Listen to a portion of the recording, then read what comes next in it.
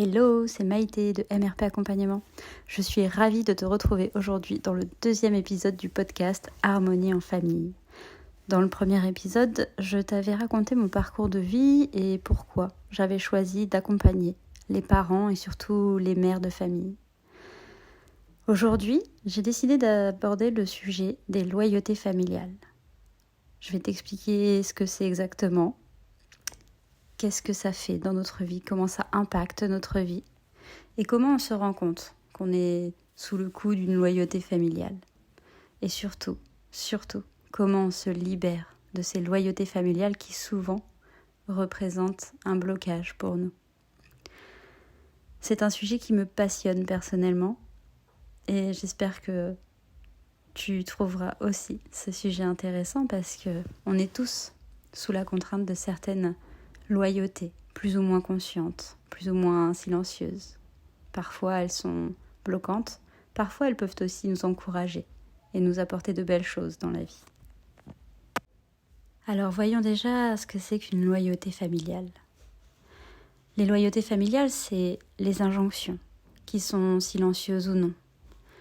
Elles sont parfois tellement connues qu'elles passent inaperçues. Et parfois, elles sont tellement cachées qu'on a du mal à se rendre compte. Ce sont des injonctions qui nous poussent à répéter de génération à génération certaines choses. Ça peut être un métier, ça peut être un cadre de vie, ça peut être dans la vie de couple, dans les relations fraternelles, dans les relations sociales, relationnelles, amicales. Ça peut être aussi dans des situations plus précises, qui se reproduisent.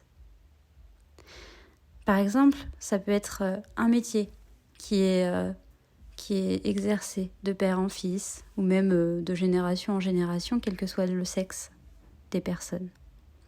Ça peut être le fait simplement d'avoir un travail de fonctionnaire. Dans la famille, on est fonctionnaire, on ne travaille pas dans le privé. Ça peut être dans la vie de couple, dans le sens où y a une répétition de schémas de vie de couple. Par exemple, une personne qui va se mettre en couple avec quelqu'un de violent et ça va se répercuter de génération en génération. Ça peut être dans le relationnel fraternel où il peut y avoir une brouille entre frères et sœurs qui se reproduit. Alors parfois ça va être de génération en génération, puis parfois ça va sauter des générations. Ça peut être des situations précises comme des faillites d'entreprise ou des dettes qui se répercutent. Alors ça va pas être la même dette, mais ça va être le fait de se retrouver endetté par exemple. Ou ça peut même être l'opposé et la situation complètement inverse. Par exemple, dans la vie de couple où cette personne se retrouvait avec un conjoint violent, on peut faire l'inverse, être soi-même le conjoint violent et vivre avec une personne à qui on fait subir ça. Mais c'est aussi une répétition quelque part. C'est un schéma inversé, mais c'est une répétition du schéma. Les loyautés familiales, ça va être ces règles qui vont être respectées obligatoirement dans la famille, sans qu'on s'en rende compte. Je te donne un exemple personnel. Moi, j'avais une loyauté familiale. Une loyauté de respecter en fait la famille et de ne pas révéler les secrets de famille. Il y a eu le secret de l'inceste et il y a eu le secret de la violence. Et ça s'est répété dans ma famille, dans la famille que j'ai créée avec mon ancien conjoint et mes enfants. Et j'ai eu beaucoup de mal en fait à dépasser cette loyauté, à me couper de cette loyauté. Je sentais qu'il y avait quelque chose qui bloquait, je n'arrivais pas à mettre le doigt dessus. Mais quelque part, je répétais le schéma dans lequel j'avais grandi. Et ça, c'est une loyauté familiale. J'ai compris que c'était une loyauté familiale. Je reviendrai sur le comment et tout ça un petit peu plus loin. Mais le fait de garder un secret de famille, c'est une loyauté familiale aussi. Concernant les secrets, souvent ils sont tus tout simplement pour éviter la honte à la famille, par respect des autres. Il y a plein de raisons qui peuvent justifier, entre guillemets, de ne pas révéler les secrets de famille. Et donc la loyauté familiale, ça va être en fait la fidélité aux schémas familiaux qui sont instaurés depuis des générations. Ça peut être des schémas précis, ça peut être leur opposé, mais quelque part, sous quelque forme que ce soit, il y a la répétition de ces situations ou de ces relations. La conséquence sur nos vies, c'est quoi ? C'est que bien souvent, ça va nous créer des blocages ou des difficultés. Ça va nous empêcher d'avancer vers nos rêves, vers nos espoirs, vers ce qu'on désire réellement accomplir dans notre vie. Malgré tous les efforts qu'on va faire, malgré toutes les actions qu'on va mettre en place, on ne va pas atteindre notre objectif. On va avoir des relations qui vont être biaisées, on va avoir des vies un petit peu programmées. Et ce sera involontaire de notre part et souvent on ne va pas s'en rendre compte. Ça peut être dans le travail, dans le couple, dans la famille d'origine, dans la famille qu'on va construire, dans les relations amicales. Ça peut être aussi les situations qu'on va vivre. Ça peut être la fortune qui va se répéter au niveau financier. Ça peut être au contraire des faillites, des dettes qui vont se répéter. Ça peut être des blessures aussi, émotionnelles, affectives, qui vont se transmettre. Ça provoque des incohérences dans notre vie comme une espèce de dualité entre quelque chose qu'on désire vraiment réaliser et mettre en place et le fait qu'on sente qu'il y a quelque chose qui bloque mais on ne sait pas quoi. On n'arrive pas à comprendre parce qu'on fait tout ce qu'il faut et ça ne marche pas.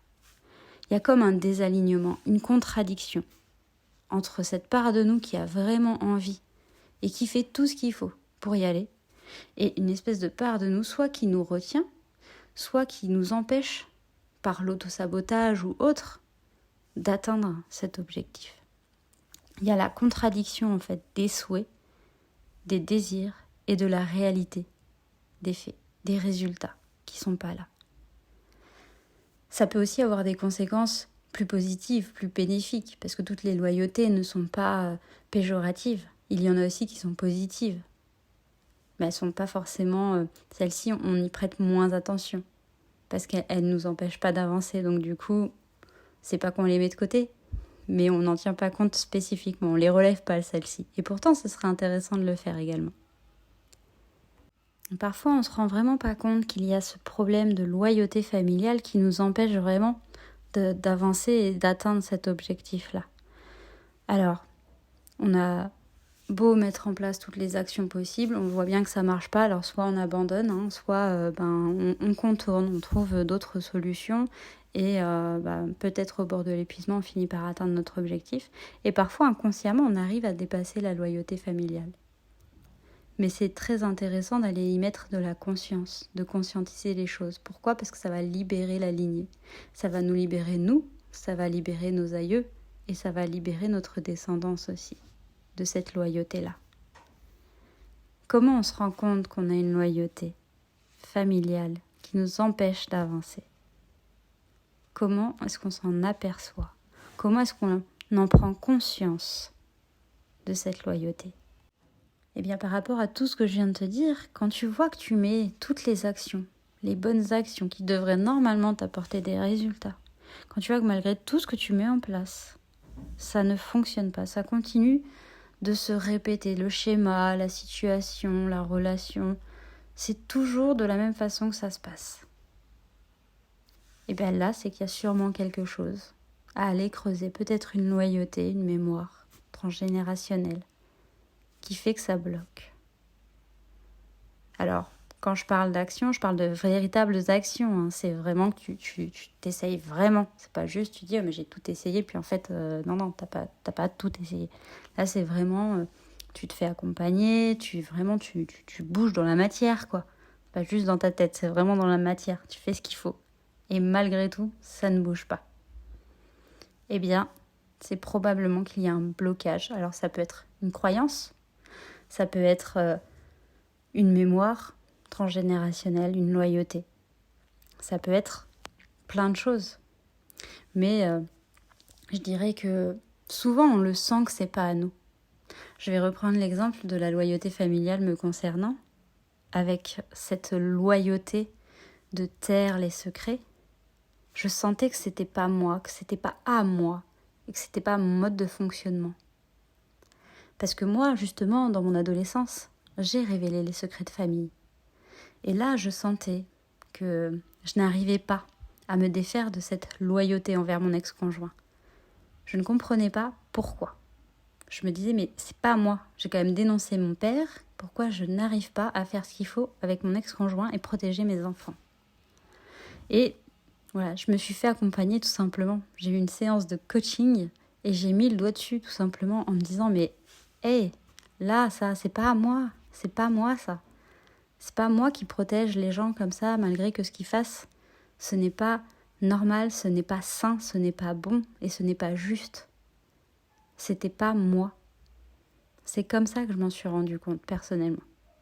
Quand tu sens qu'il y a un décalage en fait entre la personne que tu es et ce blocage, ça crée vraiment comme un espèce de mal-être à l'intérieur de toi. Vraiment, ça te bloque, mais à tel point que tu comprends vraiment pas. Tu te dis, mais ça me ressemble pas.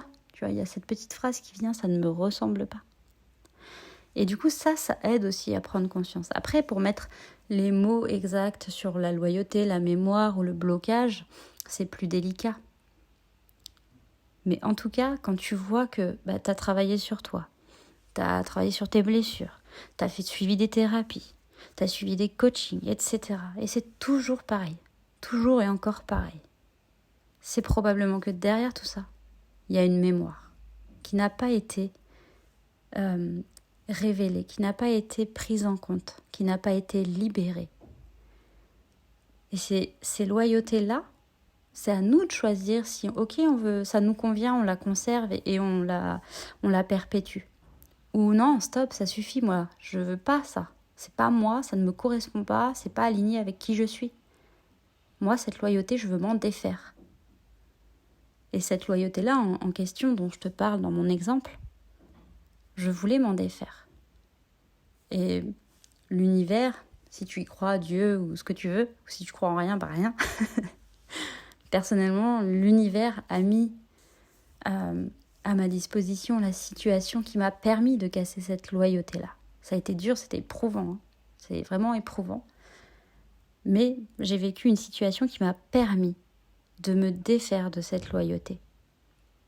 Et pourtant, je me suis fait accompagner. J'en ai vu des psys, j'en ai fait des coachings. J'ai vraiment travaillé sur moi. Je suis moi-même coach. Ça ne veut pas dire que tout va bien dans ma vie. Hein. Au contraire, j'évolue et c'est hyper important de continuer de se faire accompagner. Et là, cette séance-là m'avait permis de mettre le doigt sur ce qui me posait problème, sur le blocage que je rencontrais, m'a permis de faire ma demande à l'univers de me défaire de cette loyauté. Et l'univers a répondu quasi instantanément à ma demande, assez violemment, mais au moins, j'ai pu faire ce qu'il fallait. Donc une fois que tu as compris que ça appartient peut-être à ta famille, qu'il y a peut-être des éléments, des événements, des expériences similaires qui se sont répercutées, perpétuées au fil des générations dans ta famille, parce que moi, l'inceste, la violence, je sais que ça s'est perpétué depuis des générations. Comment tu fais après, une fois que tu as pris la conscience de cette mémoire, de cette loyauté, comment tu fais pour t'en libérer ? Elle est bonne cette question-là. Et bien là, ça devient encore plus délicat. Parce que il va falloir parvenir donc à mettre les mots dessus déjà et aller chercher l'origine du trauma, l'origine de cette injonction. C'est ce qu'on appelle en transgénérationnel le fantôme. Le fantôme, c'est l'événement qui a été initiateur de l'injonction. Alors, ce fantôme a déclenché un mot d'ordre. Le mot d'ordre, c'est l'injonction à laquelle les générations suivantes sont soumises. Toutes les générations ne vont pas forcément vivre ce blocage, avoir cette mémoire ou cette loyauté familiale aussi fortement prononcée. Tout le monde la porte, mais chacun va la manifester ou pas. Et chacun va la manifester. Si tous la manifestent, ça va être de façon différente. Et puis il y en a qui ne vont pas en tenir compte, qui vont dire de toute façon c'est comme ça. Hein.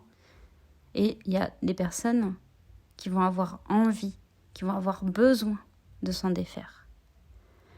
Donc, le meilleur moyen de se défaire de ce type de mémoire, de fantôme, c'est d'aller chercher le trauma d'origine. La souffrance qui n'a pas été révélée. L'expérience qui a traumatisé la personne qui a vécu ça et qui a lancé le mot d'ordre. Et le but, ça va être d'en prendre conscience, de la mettre au grand jour, de vraiment la considérer, à la fois l'expérience que la personne qui a vécu ça. Et en libérant cette personne, en libérant la parole, ça va permettre en fait de libérer la lignée, de cette injonction, de cette loyauté, de ces schémas répétitifs. Alors ça fonctionne comment ? Ça fonctionne grâce à la thérapie transgénérationnelle, grâce aux constellations familiales, grâce aux thérapies systémiques et familiales. Le fantôme, il est toujours issu d'un trauma des générations supérieures. Alors un trauma, ça peut être quelque chose d'assez violent ou pas. Ça peut ne pas être violent. C'est simplement quelque chose qui n'a pas été reconnu ou qui a fini par être tu et qui a besoin d'être exprimé, libéré. C'est comme pour les blessures émotionnelles finalement. C'est-à-dire que les blessures émotionnelles, pour pouvoir les cicatriser, il est nécessaire d'en prendre conscience, de libérer la parole, de les accepter et de les soigner. Pour les mémoires transgénérationnelles, c'est pareil. Pour les loyautés familiales, c'est pareil. Quand tu fais un travail de guérison, de libération comme ça sur toi, c'est d'abord la prise de conscience qui va être le premier pas. Et après, je ne vais pas dire que ça va aller tout seul, il y a des hauts, il y a des bas, c'est jamais facile. Mais c'est libérateur. Et c'est autant libérateur pour toi que pour toute ta lignée, pour tes ascendants comme tes descendants. Et si j'insiste là-dessus, c'est parce que concrètement, les loyautés, les mémoires sont souvent inconscientes. Parfois, elles sont conscientes. Et parfois, elles sont tellement mises en avant qu'elles ne sont pas vraiment considérées.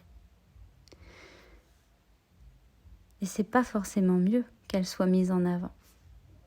En tout cas, sache que si tu travailles sur toi, c'est vraiment une bonne chose. Mais si tu te rends compte que malgré le travail que tu fais sur toi, malgré toutes les actions que tu mets en place, tous les efforts que tu fais pour sortir des schémas répétitifs que tu subis, c'est que quelque part, il y a peut-être une mémoire, une loyauté à libérer. Parfois, c'est pas tes propres traumas qui vont te bloquer, ça va être des traumas des générations supérieures. Et je répète, encore une fois, qu'il y a aussi du bon dans les mémoires. Il peut y avoir des schémas qui sont au contraire très positifs, très libérateurs, et qui se répètent eux aussi. Et eux aussi, c'est important de les conscientiser, puisqu'ils permettent d'apporter de la douceur et de l'amour à notre lignée. Si tu as envie de discuter, d'en apprendre un peu plus sur les mémoires, sur le transgénérationnel, sur les loyautés familiales, n'hésite pas à me contacter, je serai ravie d'échanger avec toi sur le sujet, de te partager tout ce que j'ai appris. Et si cet épisode t'a plu, je t'invite à m'en faire part, à me faire ton retour via les réseaux. Tu peux me retrouver sur Instagram, MRP Accompagnement. Et n'hésite pas à partager ce podcast, cet épisode à ton entourage si tu penses que ça peut leur apporter quelque chose. Et voilà, moi je me ferai un plaisir d'échanger avec toi sur les sujets autant des mémoires transgénérationnelles que des blessures émotionnelles et plein d'autres sujets qui concernent l'être humain, l'éducation, la famille, parce que c'est des choses qui me tiennent à cœur. Je te dis à bientôt pour le prochain épisode et passe une très belle journée. C'était Maïté de MRP Accompagnement pour Harmonie en famille.